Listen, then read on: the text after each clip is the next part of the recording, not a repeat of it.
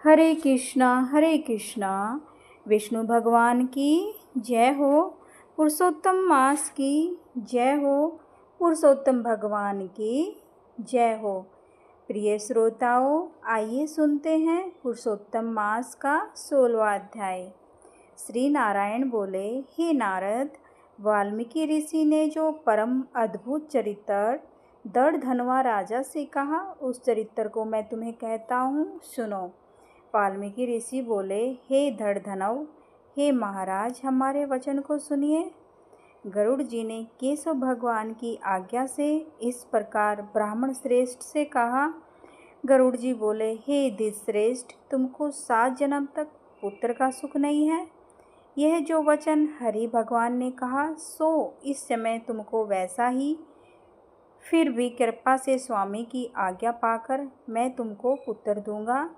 हे तपोधन, हमारे अंश से तुमको पुत्र होगा, और जिस पुत्र से गौतमी के साथ तुम मनोरथ को प्राप्त करोगे, किंतु उस पुत्र से होने वाला दुख तुम दोनों को अवश्य सहना पड़ेगा। हे द्विज शार्दुल, तुम धन्य हो जो तुम्हारी बुद्धि हरि भगवान में हुई। हरि भक्ति सकाम हो अथवा निष्काम हो, हरि भगवान को दोनों ही प्रिय हैं। मनुष्यों का शरीर जल के बुदबुद बुलबुले के समान अक्षण में नाश होने वाला है।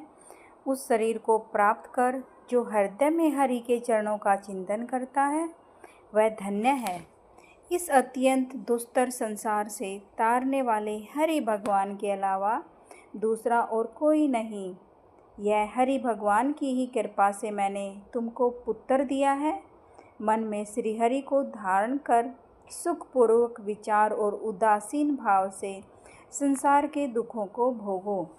वाल्मीकि ऋषि बोले, गौतमी और सुदेव दोनों स्त्री पुरुष के देखते देखते उत्तम वर को देकर उसी समय गरुड़ पर सवार होकर भगवान हरि शीघ्र ही वैकुंठ को चले गए।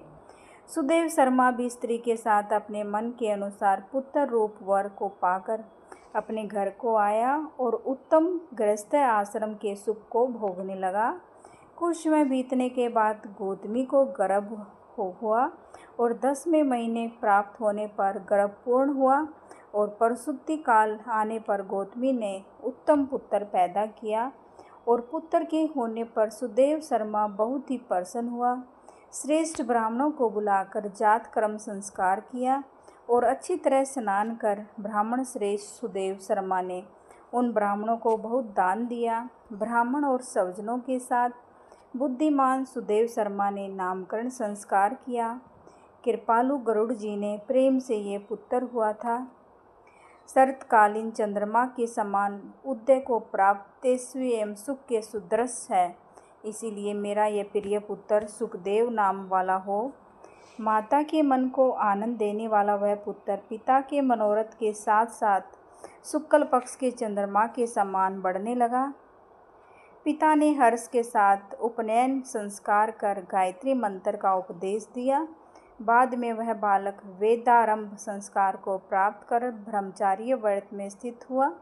उस ब्रह्मचार्य के तेज से युक्त बालक साक्षात दूसरे सूर्य के समान शोभित हुआ। बुद्धि सागर उस बालक ने वेद का अध्ययन प्रारंभ किया। उस गुरु वत्सल्य बालक ने सद्बुद्धि से अपने गुरु को प्रसन्न किया, और गुरु ने एक बार कहने मात्र से ही समस्त विद्या को प्राप्त किया। वाल्मीकि ऋषि बोले, एक समय कोटि सूर्य के समान प्रभाव वाले देवल ऋषि आए, और उनको देखकर हर्ष से सुदेव शर्मा ने दंडवत प्रणाम किया। अर्घ्य आदि से विधि पूर्वक उन देवल मुनि की पूजा की और महात्मा देवल के लिए आसन दिया। अति तेजस्वी देव दर्शन देवल ऋषि उस आसन पर बैठ गए। बाद अपने चरणों पर बालक को गिरे हुए देख देवल ऋषि बोले, देवल मुनि बोले, अहो हे सुदेव, तुम धन्य हो। तुम्हारे ऊपर भगवान प्रसन्न हुए, क्योंकि तुमने दुर्लभ सुंदर श्रेष्ठ पुत्र को प्राप्त किया है। ऐसा विनित बुद्धिमान, बोलने में चतुर, वेद पाठी और शालीवान पुत्र कहीं भी किसी के यहाँ नहीं देखा। हे पुत्र, यहाँ आओ। तुम्हारे हाथ में ये कौतुक क्या देखता हूँ। सुंदर छत्र, 2 चामर, यव रेखा के साथ कमल जानू तक लटकने वाले हाथी के सूंड के समान ये तुम्हारे हाथ कान तक फैले हुए विशाल लाल नेत्र, शरीर गोल आकार का, त्रिवली से युक्त पेट। इस प्रकार उस बालक के विषय में कहकर उस ब्राह्मण को उत्कंठित देखकर देवल ऋषि बोले, अहो हे सुदेव, ये तुम्हारा लड़का गुणों का समुंदर है, कंधा और कोक का संध स्थान गूढ़ है, संग के समान उतार चढ़ाव युक्त गला वाला, चिकन टेढ़े सिर के बाल वाला, ऊंची छाती, लंबी गर्दन, बराबर कान, बैल के समान कंधा, इस तरह समस्त लक्षणों से युक्त यह पुत्र श्रेष्ठ भाग्य का निधि है। एक ही बहुत बड़ा दोष है जिससे सब व्यर्थ हो गया। इस प्रकार कहकर सिर कांपते हुए दीर्घ श्वास लेकर देवल मुनि बोले, प्रथम आयु की परीक्षा करना, बाद लक्षणों को कहना चाहिए। आयु से हीन बालक के लक्षणों से क्या प्रयोजन है?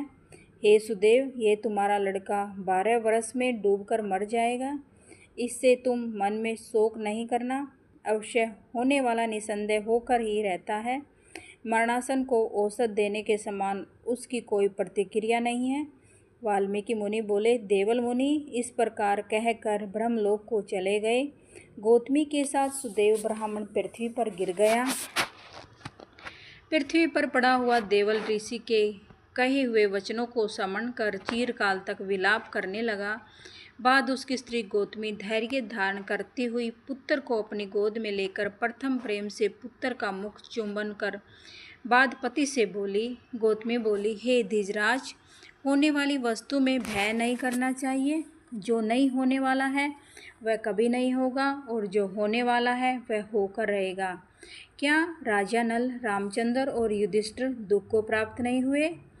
राजा बलि भी बंधन को प्राप्त हुआ, यादव नाश को प्राप्त हुए, हिरण्यक्ष कठिन वध को प्राप्त हुआ, वत्रासुर भी मृत्यु को प्राप्त हुआ, सहस्त्रार्जुन का सिर काटा गया, रावण के भी उसी तरह सिर काटे गए। हे मुने, भगवान रामचंद्र भी वन में जानकी के विरह को प्राप्त हुए, राजश्री परीक्षित भी ब्राह्मण से मृत्यु को प्राप्त हुए। हे मुनीश्वर, इस प्रकार जो होने वाला है वह अवश्य होता है। इसीलिए हे नाथ, उठिए और सनातन हरि भगवान का भजन करिए, जो समस्त जीवों के रक्षक हैं और मोक्ष पद को देने वाले हैं। वाल्मीकि ऋषि बोले। इस प्रकार सुदेव शर्मा ने अपनी स्त्री गौतमी के वचन को सुनकर स्वस्थ हो हृदय में हरि भगवान के चरणों का ध्यान कर पुत्र से होने वाले शोक को जल्दी से त्याग दिया। हरे कृष्णा हरे कृष्णा।